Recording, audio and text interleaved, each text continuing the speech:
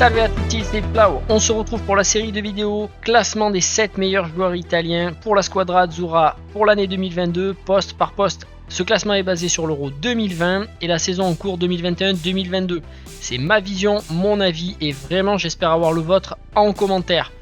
On commence tout de suite avec les défenseurs centraux. C'est parti! Je commence par les joueurs que j'ai écartés de ce classement. Giorgio Chiellini, pour moi, il ne peut plus faire partie de la nationale pour une raison simple, c'est qu'à un moment il faut renouveler. Et même s'il reste très bon, sa difficulté à enchaîner les matchs sur une compétition comme un mondial, c'est pas envisageable.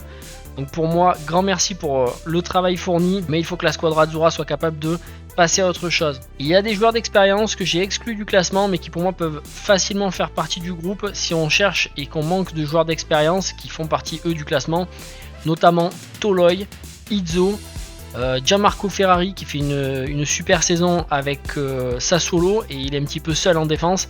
Et j'ai exclu aussi un autre joueur, c'est Gabbia du Milan AC, parce que vraiment il n'est pas assez employé, on le laisse pas assez jouer et même si j'aime pas le côté prêt, s'il n'a pas de temps de jeu, à un moment il vaudrait mieux qu'il en ait ailleurs pour pouvoir montrer son talent. Je suis sûr qu'il en a énormément, mais vraiment il manque de temps de jeu.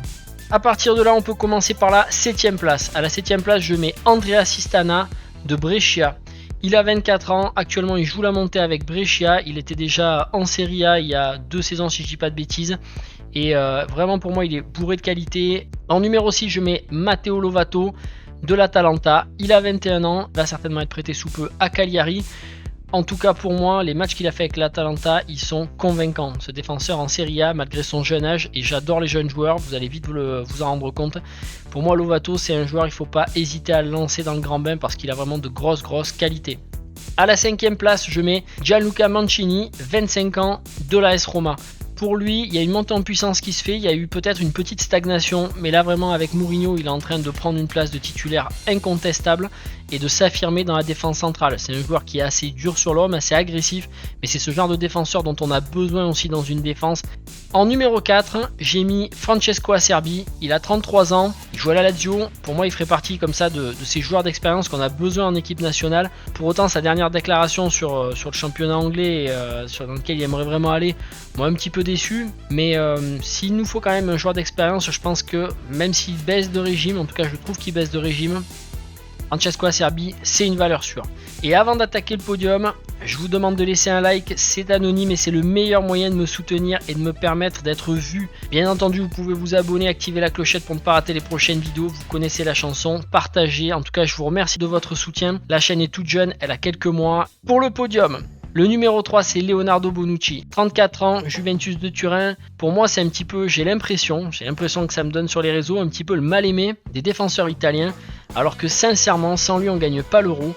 Il tient toujours la baraque, ça lui arrive de faire des erreurs, à qui ça n'arrive pas. Mais à 34 ans, il est vraiment toujours très fort. Il arrive toujours à être décisif. Il est très bon défensivement, mais il est très bon aussi en relance et offensivement, il arrive à être décisif, à marquer des buts. Donc pour moi, Leonardo Bonucci, clairement, il doit continuer avec la Squadra pour l'année qui arrive et peut-être plus. En deuxième position, et là je sais que ça va faire grincer, mais moi je l'adore. J'aime pas trop le calage qui s'est effectué ces derniers temps. Il revient en puissance et je pense qu'il a vraiment des grosses capacités et que la nationale pour lui ça peut être une belle occasion de concrétiser. C'est Alessio Romagnoli du Milan AC. À 26 ans, il se durcit un petit peu dans son jeu, il est toujours très propre techniquement. Il est capable aussi de renforcer vraiment l'attaque, il est très bon en tout ce qui est reprise de volée, jeu de tête, etc. Pour moi, Alessio Romagnoli, c'est magnifique et j'aimerais vraiment le voir binommé en équipe nationale avec ce qui pour moi est le meilleur défenseur central italien actuel. Pour moi, le meilleur, c'est Alessandro Bastoni de l'Inter Milan. Il a 22 ans, mais c'est une machine de guerre. Ses performances, elles sont faciles à trouver sur internet et à voir jouer quasiment tous les matchs avec l'Inter. J'espère vraiment qu'il ne se blessera pas parce qu'il cumule les matchs, mais il fait des performances hallucinantes. Que ce soit sur le plan défensif, sur le plan de la relance, sur le plan offensif, la vision du jeu, techniquement, pour moi il est archi complet. Et la Squadra Azzurra, cette équipe italienne qui est en train de se reconstruire, pour qui l'accès au mondial n'est vraiment encore loin d'être fait, c'est l'avenir. Il faut miser sur des joueurs comme ça. Voilà, c'était ma vision des 7 meilleurs défenseurs centraux. Votre avis m'intéresse, laissez-le en commentaire, que vous soyez d'accord ou pas d'accord. Ça sera vraiment sympa de partager tout ça pour notre amour de la nationale. On se retrouve bientôt pour une autre série des 7 meilleurs joueurs italiens. Grazie mille et arrivederci.